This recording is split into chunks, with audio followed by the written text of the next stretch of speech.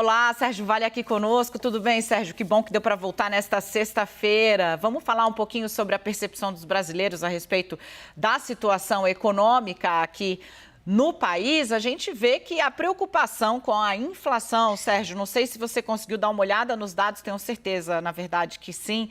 A inflação virou um motivo de muita preocupação para 96% dos brasileiros. 96% falam, olha, aumentou muito o preço, ou o preço aumentou.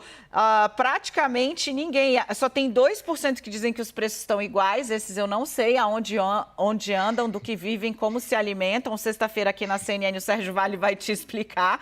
E tem ainda, ninguém fala, né, que diminuiu, 1% disse que não sabe ou não respondeu. E Sérgio, isso acontece num momento, esse dado reforça muito, né, por que da preocupação do presidente Jair Bolsonaro de encontrar uma forma de subsidiar combustível, de aumentar o vale-refeição dos servidores, de dar alguma espécie de resposta, né, a essa sensação de descontrole da pressão inflacionária. Como é que é a inflação, qual é o peso da inflação no bolso, no órgão mais sensível do corpo humano, que é o bolso, né, do eleitor nesse ano de tomada de decisão, e os caminhos que o governo está acenando para segurar um item importante, que são os combustíveis, são caminhos bons? Boa tarde, Dani. Boa tarde a todos que nos assistem. Olha, essa é a variável do ano, Dani. Inflação é aquela que a gente vai perseguir ao longo de 2022, 2023 para tentar baixar. E vamos lembrar, são 2 anos seguidos de inflação muito elevada. A gente teve a inflação no passado de 10%, ela está 12% agora na metade do ano. Deve chegar muito próximo disso no final de 2022 também. 2 anos seguidos de inflação muito próximo de 10%. Isso corrói renda da população, especialmente a população mais pobre que não tem como se proteger, e é motivo suficiente para o governo, para o presidente Bolsonaro se preocupar, porque no momento da eleição, lá em setembro, outubro, essa inflação provavelmente ainda vai estar muito próximo de 2 dígitos, talvez ainda acima de 10%.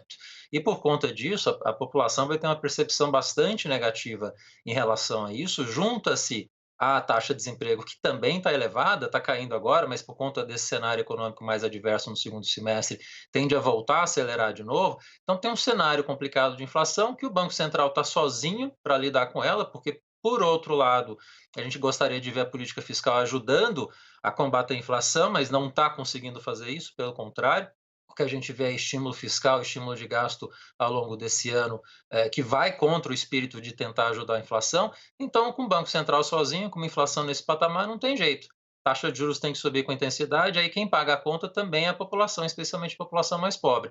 Inflação esse ano, crescimento mais baixo no ano que vem. Essa é a composição, infelizmente, que a gente está entregando para o país. Sérgio, posso te explorar mais um pouquinho? Vamos falar do PIB, porque saiu ontem o dado assim, o dado veio abaixo do que o mercado esperava, acima do que o governo esperava, então, olhando o copo meio cheio, veio com crescimento, 1% e tal. Isso se mantém, Sérgio, no ritmo que a gente tem agora, com os indicadores que estão às nossas mãos para fazer a análise? Isso se mantém? O ano vai terminar melhor, por exemplo? A economia brasileira vai terminar maior esse 2022? Pois é, Dani, mais uma notícia complicada para dar aqui. A gente teve um início de ano bastante positivo em termos de PIB, teve o crescimento de 1%, segundo trimestre provavelmente vai ser positivo ainda, a gente está com 0,4%, vai ser um primeiro semestre bom.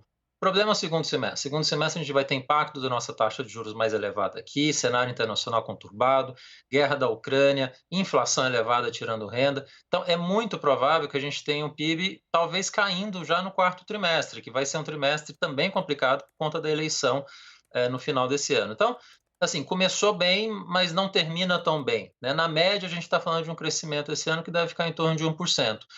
É para comemorar em relação ao que a gente esperava antes, que era zero? É, mas 1% é um terço do crescimento médio mundial. É um crescimento medíocre, infelizmente, muito baixo para o que a gente conseguir crescer, né? E esse é o problema que a gente tem hoje. A gente não tem condições na economia brasileira nesse momento para aumentar a taxa de crescimento, sair desse 0,5%, 1% que a gente está rodando há tanto tempo. Esse é o nosso grande dilema. Diagnóstico de especialista, não tem torcida, tem dado. Sérgio, muito obrigada pela participação e até a próxima aqui no CNN 360. Até a próxima, Dani. Foi um prazer.